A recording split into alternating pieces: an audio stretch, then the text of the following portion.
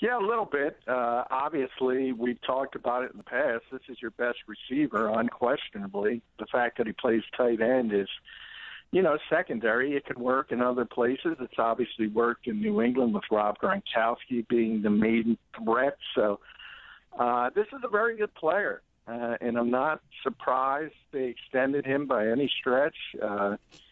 He's very good with the media, very good in the locker room. He's always one of those guys willing to stand up, talk, win or lose. So when you add in his acumen as a football player plus what he means to that organization, I think it was a very good move by the Eagles to get it done. And by the way, they got a deal, because if this got to next season and he actually was impending free agency, was on the docket for him, would have been a much higher price tag.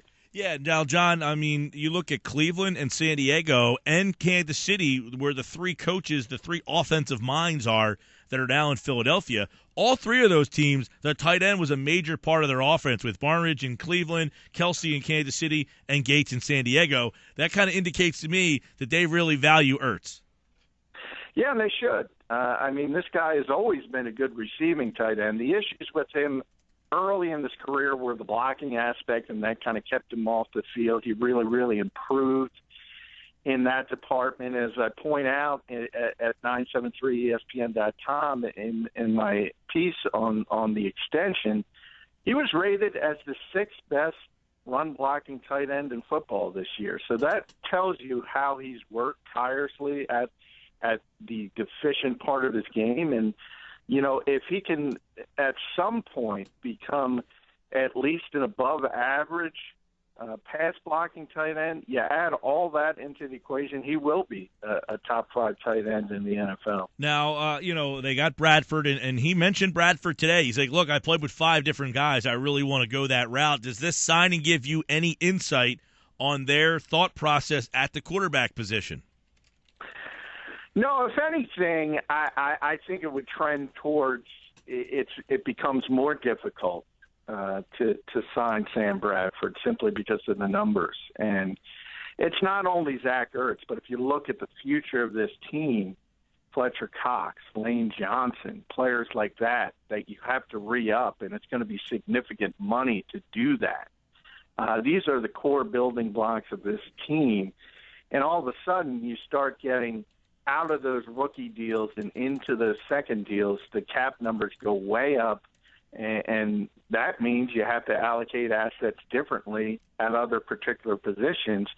And doling out $20 million to a quarterback, it becomes much more difficult to make everything fit. Yeah, and that's where, I think it's interesting, because Barrett was on about an hour ago, and he talked about, he likes Ertz, but he's just kind of wondering, what does that mean for Bradford? What does that mean for Curry? What does that mean for Cox down the line? I mean, how does this signing affect some of the other signings down the road? Well, the only one would be Bradford. There's no doubt. They've already offered Vinny Curry an extension. I think that's his side, and I think they're being prudent because he is a potential free agent in March, and they realize that he's going to be able to cash in if he gets to the actual process. All of a sudden, the numbers are going to go way up. But this team is fully aware they need to extend Fletcher Cox. They need to extend Lane Johnson. And as I said, they want Vinny Curry back at all costs, and that's significant outlays for various players. So none of those guys are any question. So it's not going to affect them. I know Fletcher Cox was on social media today, and he kind of said, what's next for him. I realize people, the order in which this is done can kind of wrangle people the wrong way, but they have to understand contracts are basically about timing. And Zach Ertz getting a big deal is not going to affect Fletcher Cox's big deal. It could, however, affect Sam Bradford, and I continue to think that's just not the way this team should go. All right, John McMullen, 97.3 ESPN.com. He says Zach Ertz is a core piece of this team moving forward, and the Eagles have locked him up now in a 5-year, $42.5 million extension, $20 million of that is guaranteed. Jimmy Graham, Julius Thomas, and Rob Gronkowski are the only tight ends in the NFL who make more money now than Zach Ertz. So those last 4 games that he put together, where he really, John, over the final month of the year, 35 catches, 450 yards, and a touchdown. You bring that out over a season, and they've got an elite player. So hopefully this is a sign that finally the former second-round pick will be a much bigger part of this offense. Yeah, I think he will. You remember going back early in the season, he had the core muscle injury, and he wasn't 100%. And he admitted that today. He admitted that today. Yeah, but he was out there and he was playing, so that affected his numbers. You take the last 3 games, he had 30 receptions. That's the most ever in the history of the NFL and the history of the Eagles over any 3-game span.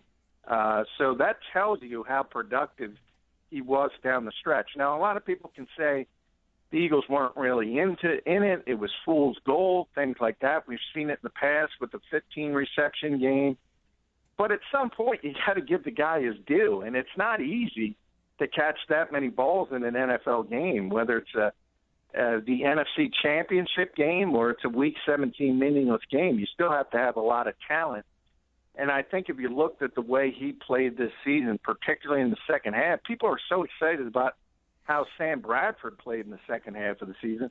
Zach Ertz played at an all-pro level in the second half of the season. I think people need to recognize that. All right, Bradford going to be a big topic, obviously, of conversation moving forward.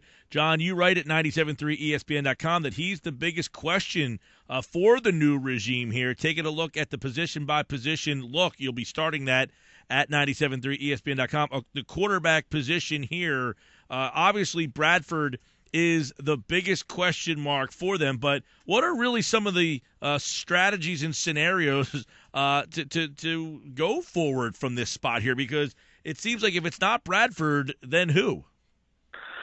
Well, I think there's really only 2, and you either re-sign Sam Bradford, move forward, hopefully to a 3-year deal at about $18 million per year, or you sort of revisit what the Eagles did in 1999 when they brought in Doug Peterson with Andy Reid and sort of mentored a draft pick. At the time, it was Donovan McNabb. Obviously, they don't have the second pick in the draft, so it's not going to be as highly valued a prospect as it was at the time, but there are going to be names at number 13 overall.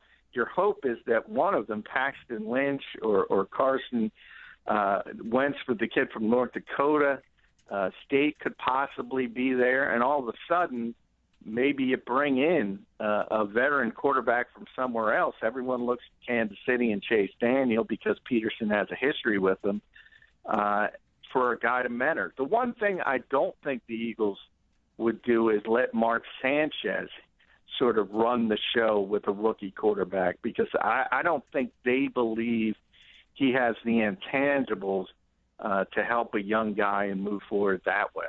Yeah, and John lists over at 97.3ESPN.com some of the potential free agents, John. I'll Kirk Cousins, he looks like he's going to go back to Washington. Brock Osweiler is interesting. Would you have interest in taking a shot on him, and would he be a cheaper option? He certainly would be a cheaper option, but I think it's going to be difficult because Denver has a high-level interest in bringing him back, and he's had success there. He's comfortable there. It's strange to say, since they're about to play in Super Bowl 50, but there's little question Peyton Manning's not going to be back there next year. So they need a quarterback, and to me, it's almost as unlikely as Cousins getting out of Washington as Osweiler getting out of Denver. So while I would love that option for the Eagles, I don't think it's realistic. What about Fitzpatrick as a cheaper option to Bradford? Well, I like him better simply because of the health aspect of it and the fact he's been able to play more games over the years, and I think he would be cheaper. But the Jets have a high interest in bringing him back. And remember, this is a guy who nearly had that team on the crux of the playoffs last season. Even though he played very, very poorly in Week 17, he had a good year overall. And there's some talk the Jets want to upgrade, and they might look at bringing Sam Bradford. They might be one of the teams willing to say maybe this team can get us over the hump. If you look at it from that aspect and sort of a trade, even though it wouldn't be, it would be one free agent going one place and one going another. I think the Eagles aren't in a similar position as the Jets, so I would rather have the cheaper option. These are, and I'm going to keep Daniel out of it, and we'll talk about him kind of singularly. Schaub, Tolzien, Whedon, Hasselbeck, Yates, Tavares Jackson, Colt McCoy, Jimmy Clausen, Matt Castle, Charlie Whitehurst. Any of those guys a better option than paying Sam Bradford $25 million potentially? No. And that tells you how bad that group is. And that's one of the issues the Eagles have had, and one of the issues I had with Chip Kelly, the general manager. And I've said it in the past, this is a guy who didn't have much experience with the landscape in the NFL, and he was sort of doing everything for 2015 and not looking at the next step after the domino fell. And you were going to have to make a decision on Sam Bradford, understanding if he had a modicum of success with this team and he was healthy and played the majority of the games, and that's exactly what happened, he was going to be in this type of position to command possibly $20 million. And that's a difficult pill to swallow. And it's easy to walk away from $20 million, but then you have to answer the second question, well, who's going to play the quarterback position? And you just read the list. There's not a lot of options. And Chip Kelly put this team behind the eight ball. That's the reality. Is Chase Daniel a legitimate option then? I mean, is he a capable NFL guy that can, be a game manager? And, I mean, he's played a little bit in Kansas City. Not a whole heck of a lot, but he had more experience than Peterson did when Peterson got the job in '99. I would say that he's better than Doug was in 1999. So by no stretch of the imagination do I believe he would come in here and sort of take over a team and turn them into a double-digit winning club or anything of that. But I certainly think he would be a better option than Doug was in 1999 as a bridge quarterback. Better option than $25 million for Bradford? Yes, I do. But 25 is sort of unrealistic. That's Tom Condon. Well, all right. Tom Condon numbers. But how about franchise tag number? Franchise tag number, I would say yes. I'd rather have Chase Daniel bridging a rookie. At that point, you have to draft a quarterback, though. So you have to feel comfortable with one of the prospects at number 13 overall. If my choices are Chase Daniel mentoring the 13th overall pick or Sam Bradford at franchise quarterback number, which is about just over $20 million projected, I take Chase Daniel and the rookie because I don't think this team is ready to win next year. And I don't think they're going to be ready to win in that 3-year window with Sam Bradford. And you have a chance to take that step back now and say, hey, this is how you sell it. We have a rookie head coach. We're cleaning up the mess that Chip Kelly created. And I think the fan base would buy that at least for a year or two. John McMullen, 97.3 ESPN.com. This deal for Ertz, does it reek of Howie Roseman? I mean, not a bad smell. I'm just saying, is this the workings of a Howie Roseman deal? Does it look evident that he is back in charge and making these decisions? Yeah, it is a Howie deal, and that's the one thing that Howie does well. As I said, people might not understand this is a very good contract from the team perspective, and Howie's always been good with cap issues and cap numbers, and he realizes that this number would have gotten a lot higher if Zach Ertz just put together another year like he did this year. And I think they see him as a guy who's only going to improve from that. So this does smell of a Howie Roseman deal. And Zach Ertz even thanked Howie Roseman at the beginning of his press conference today and thanked Jeffrey Lurie, obviously. What do you think Ertz? I mean, Ertz is an interesting guy. He had, some big numbers. He was drafted high in the second round, and that was in 2013. So did Howie draft Zach Ertz? So is Ertz happy that Chip Kelly's gone? I think so. He gave Chip credit today for pressing him to turn into a better blocker. But you could also see the joy of the potential going into a more traditional offense. And you mentioned the history of guys like Peterson and Wright with tight ends. So I think he sees that, and he realizes they obviously value him. So in theory, his importance to this team and his numbers are only going to go up. And I think he's very, very excited with that potential process. John McMullen, 97.3 ESPN.com. All right, a lot of Eagles news up there. I have 5 receivers the Eagles should target in free agency, and we'll go a little bit more in depth on this tomorrow at the Nugget. But what do you think the chances, a guy like Travis Benjamin, how would he fit in here? The free agent wide receiver class is not great, but Benjamin with DeFilippo, would he be a guy that you would encourage them to go after? Well, it's difficult because I don't think we just talked about the contract situation for the Eagles and some of the key cogs they have to extend either this year or next. So that's where I think Howie does a much better job than Chip did. He'll look at things in intervals of 3 years. So it's not just about this season. You got to look at how it affects your cap moving forward. That's the kind of stuff he's very good with. And he realizes with this young talent at the receiving position, and I put that word in quotations because they didn't perform very well, it's going to be difficult to go on the free agent market and spend significant money on any receiver because you have young guys. You have Jordan Matthews. You have Nelson Aguilar. You have Josh Huff. And if they're going to be part of your team, first of all, you don't have a lot of room for a guy to move in. Potentially for Riley Cooper's position, but also you realize if Nelson Aguilar turns it around, if you think he's going to be a better player, then you have to start thinking about his second contract with him, and you have to do that even sooner with Matthews, who's already more proven. So I think they're in a very, very difficult position when it comes to the wide receiver group, and that's another example of where Chip kind of put him behind the 8 ball. All right, we'll dive more into these topics tomorrow when we're live at the Golden Nugget. But, John, Carolina goes on domination. Is it time to look at Cam Newton at another level? I mean, is it time for people to start buying that this guy, he could be the best at that position in the game right now? Yeah, I mean, I read something which called him the heir apparent to the elite quarterback group, and I said that, that assumes he's not in it already. He's going to the Super Bowl. He's going to be the MVP of this league, and he's the quarterback of a 17-1 team. If that's not an elite player, I don't know what it is.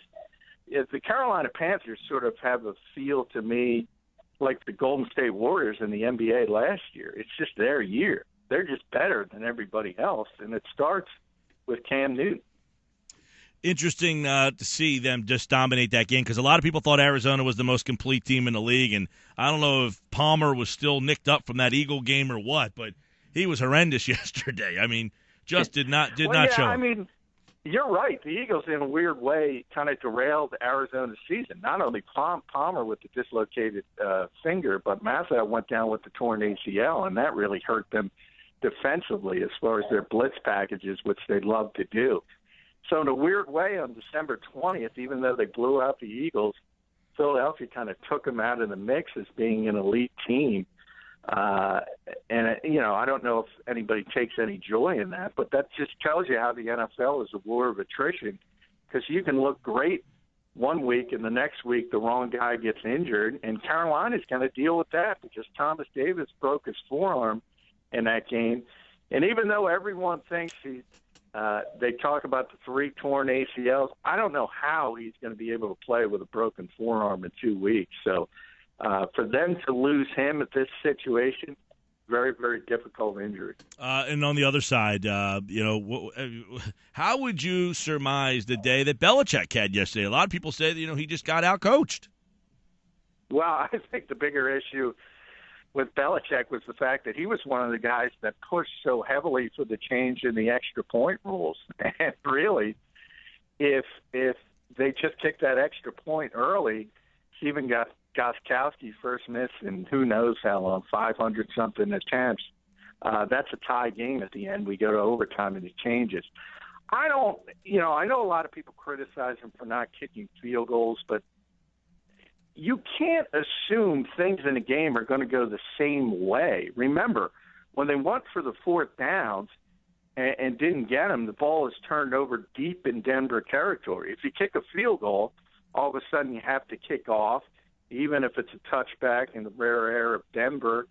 You start at the 20, and the Broncos are more likely to try some different things on offense. So people assuming that the game would go exactly the same way and that the Patriots would have had the ball 3 more times, I don't necessarily agree with it. I don't have any issue with Bill Belichick going forward on any of those fourth downs. It's the AFC Championship game. You're trying to win the game. Herm Edwards rules apply. We'll see moving forward with and I agree with you. The rule, the extra point. I mean, I hate to see a game come down to that. The fact that a missed extra point really turned out to be a big difference in that football game. So we'll see if we hear any more stink from that, because I wasn't a big fan of that move to begin with, and then to see it really rear its head. What would be better for television yesterday, the game ending on a 2-point conversion try or that game going to overtime?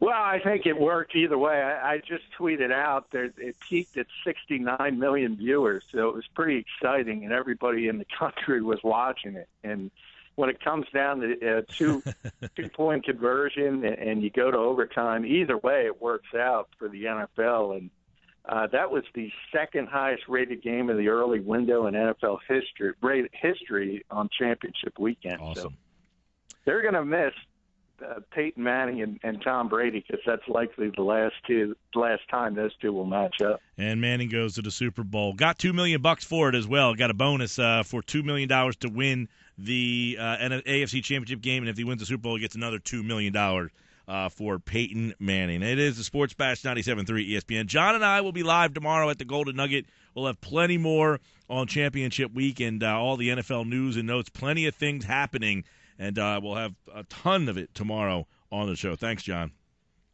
Hey, thanks, Mike, and happy belated birthday. Thanks.